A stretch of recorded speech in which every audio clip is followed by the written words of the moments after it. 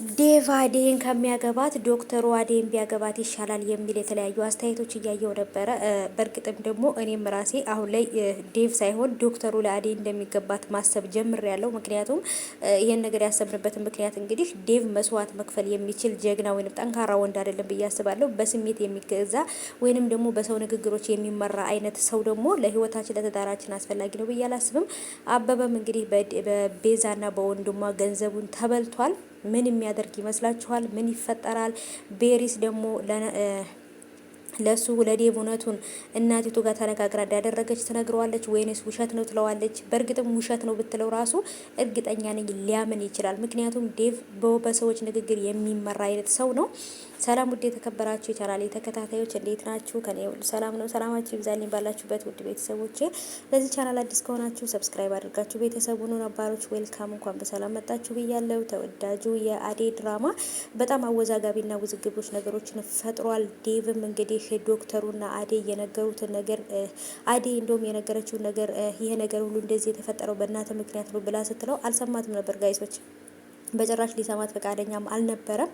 ግን ደግሞ እንግዲህ ዶክተሩም ካስረዳው በኋላ ግን እሷን ለመረዳትና ወደ እሷም ሄዶ እሷን ለማናገር እየሞከረ ነው። እሷ ግን በጭራሽ ልትሰማውም ልትረዳውም ምክንያት ያቀረበውንም ነገር ደግሞ ልትሰማው አልፈለገችም። ምክንያቱም በተደጋጋሚ እምነቷን አሳጥቶታል፣ ፍቅሯን አሳጥቶታል፣ ለፍቅሯ ቦታ አሳጥቶታል። ስለዚህ ከዚህ በኋላ በጭራሽ እሷና እሱ አንድ ላይ ይሆናሉ ብዬ አላስብም።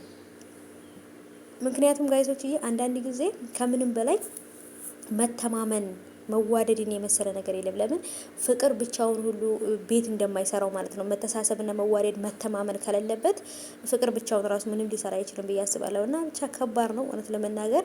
ቤዛም ደግሞ እያደረገች ያለችው ነገር እጅግ በጣም ከባድ ነው። ምስኪኖቹን ምንም የማያውቁትን ያመኗትን ሰዎች ከድታለች። እና አበበ እንግዲህ ይህንን ቤት እንሸጥላችኋለን ብለዋቸው ገንዘብ ሰጥተዋቸው ፎርጅጅ ወረቀት ላይ አስፈርመዋቸው ነበረ። አበበም ደግሞ የሰጠዋችሁን ገንዘብ ወይንም ደግሞ ይህንን ቤት እስካልሰጣችሁ ድረስ ቀሪ ገንዘቡን ከፍዬ ይሄንን ቤት ለራሴ ያደርገዋለሁ ብሏቸዋል። ግን ደግሞ እነሱ ፎርጅጅ ወረቀት ላይ ስለሆነ ያስፈረሟቸው በዚህ ነገር ራሱ ቤዛ እድሜ ልኳን የማትወጣው ችግር ውስጥ ትገባለች። ይህንን ነገር ወደ ህግ ከወሰደውና ቤዛ ወረቀት አስፈርመው ፎርጅጅ የሆነ ወረቀት አስፈርመው ቤቱን ሸጥልሃለሁ ብለው እንዳጭበረበረችው አበበ ሂዶ ለፖሊስ ከተናገረ ከዚህ በፊትም የተመዘገበ የወንጀል ሪከርድ ስላለባት ቤዛ የእድሜ ልክ ወይንም ደግሞ የብዙ አመት እስር ሊፈረድባት ይችላል። ምክንያቱም በጣም ብዙ በባለፈውም ዶክተሩ ጋር ሂዳ ሕክምና ላይ የተሳሳተ መድኃኒት ለምለም በመስጠት ምክንያት ታስራለች።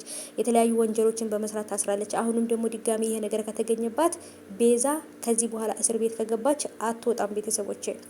እና የዴቭ እናት ደግሞ ያደረገችው ነገር እድሜ ልኳን ሊጸጽታት ይችላል ማለት ነው። ምክንያቱም አዴ እሷ እንደምታስባት አይነት ሴት አይደለችም።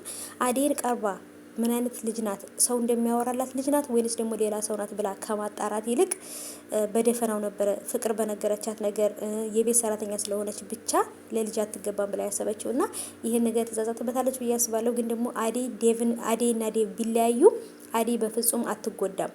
ከነፍሱ በላይ የሚሳሳላት ዶክተሩ በጣም ነው የሚወዳት። ከዶክተሩ ጋር ተጋብታ መኖር ትችላለች። እንደውም ቤተሰቦቿን የሚያከብር እሷንም የሚያከብር ለሰራችው ወይም በፊት ሰራተኛ ስለነበረችበት ነገር ምንም የማይመስለው በቃ በማንነቷ የወደዳት ዶክተሩ ነው።